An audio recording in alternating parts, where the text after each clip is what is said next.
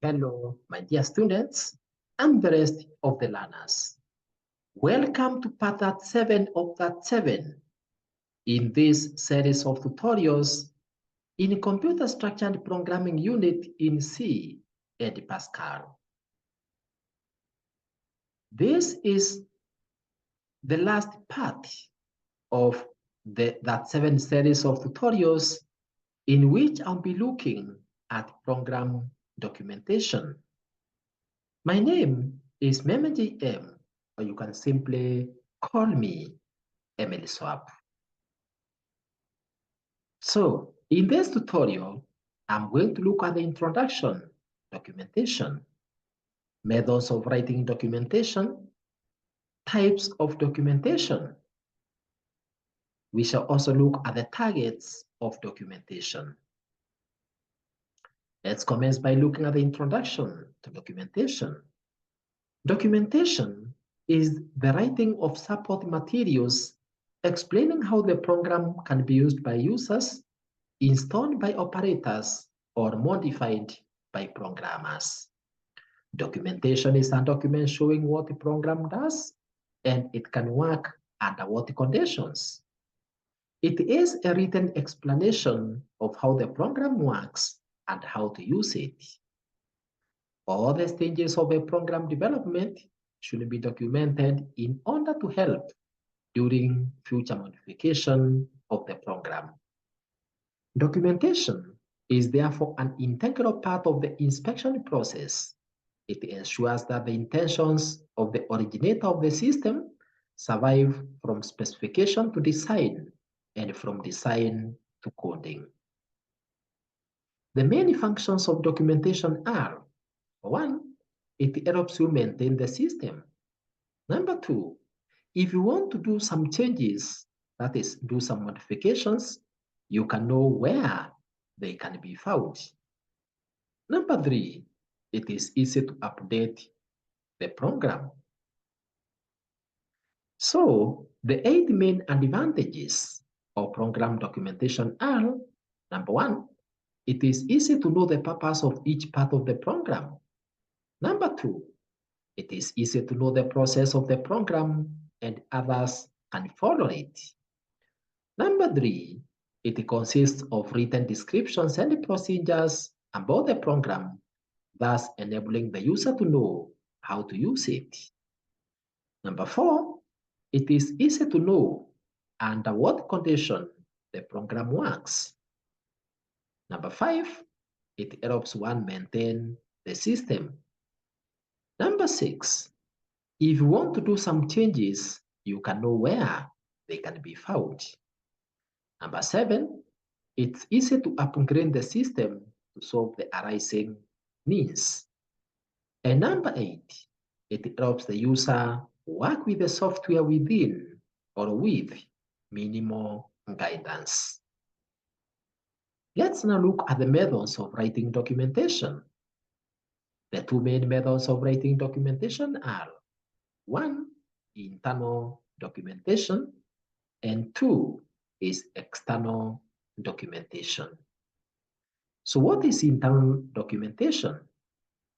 These are the methods used to encoding a program in order to make it readable and help other programmers to understand the code statements.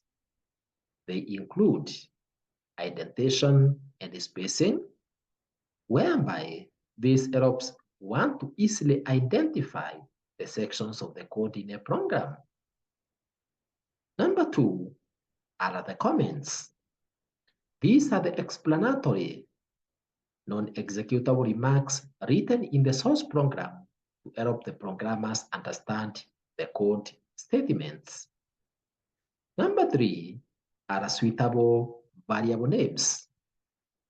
The names used should be associated with what is being stored so that further explanation is not needed. Let's now look at external documentation. These are the reference materials such as user manuals and tutorials printed either as booklets or recorded in storage mediums in soft copy. The documentation for a single or for a simple program generally falls into four sections, which are the identification, the general specification, the user information, and the program specification. These are always included in the documentation for a program. Let's look at identification. They should include the title of the program, short statements of its function, the author, the date written, the language used, as well as its version, if relevant, and the hardware requirements. The general specification. They should include a description of the main actions of the program under normal circumstances, file specifications, restrictions, and or limitations of the program, as well as references to any texts explaining any complex procedures or techniques used in the program. User information should include the format of input required. For example, the source documents, how to produce outputs and their layout, and detailed instructions on how to run the program. Program specification contains the design of the program using structure charts or flow charts, annotated diagrams listing and testing procedure, including test data and expected output. The three types of documentations are normally user documents, also called user-oriented documentation, the operator-oriented documentation, and the technical documentation, also referred to as programmer-oriented documentation. Let's look at user-oriented documentation. This documentation is written to explain to the user how to use the program, thus enabling him or her learn how to use the program as quickly as possible and with little help from the programmer. It is written in plain English and not in the technical programming language of technical documentation.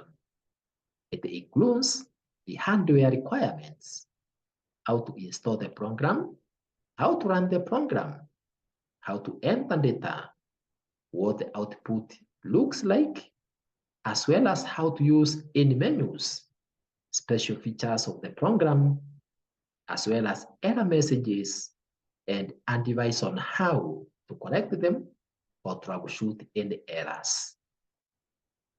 It also includes the hardware requirements, how to install the program, how to run the program, how to enter data, what the output looks like, how to use any menus, special features of the program, error messages, and advice on how to correct them or troubleshoot any errors, and that is exactly what I have just said.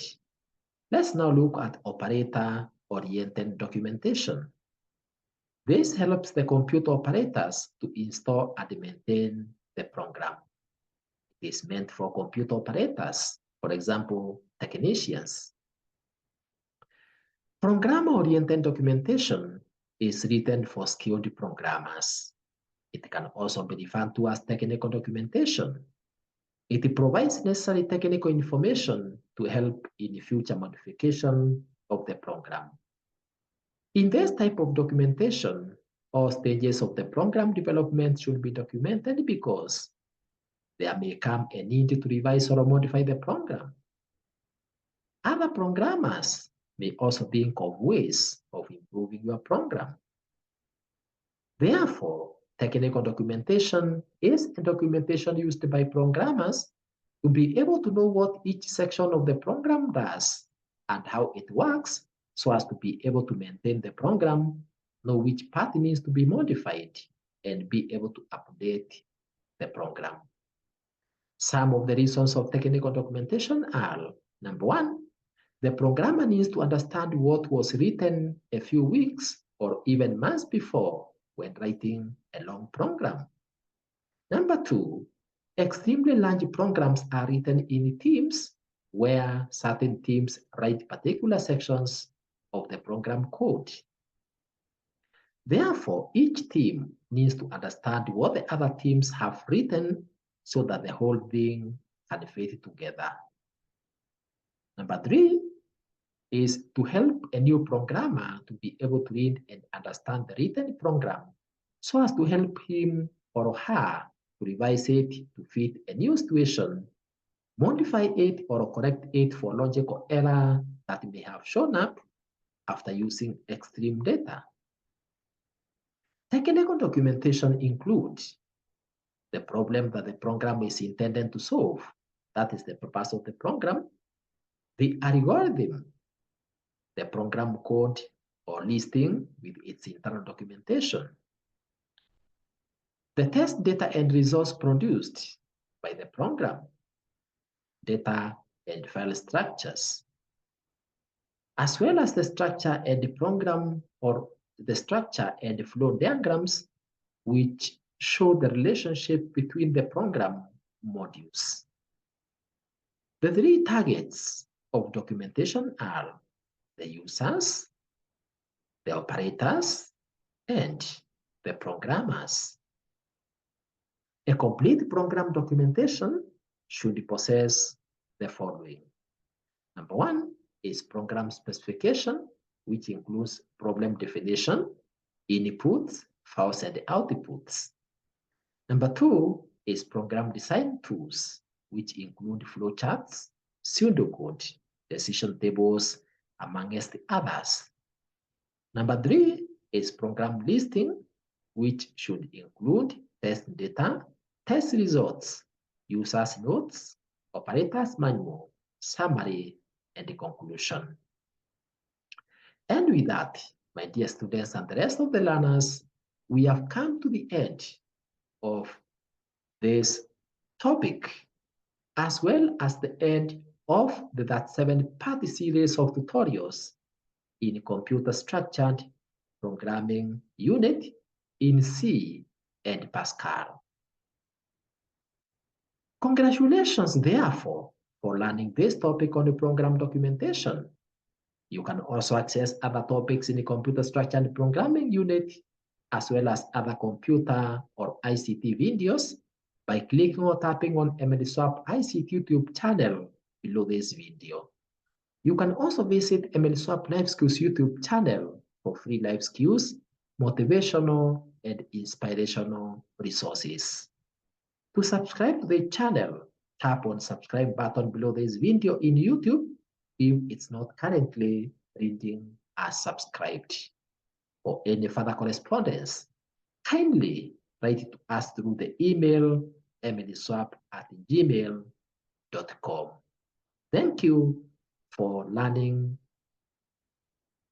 the course on computer structured programming unit, and God bless.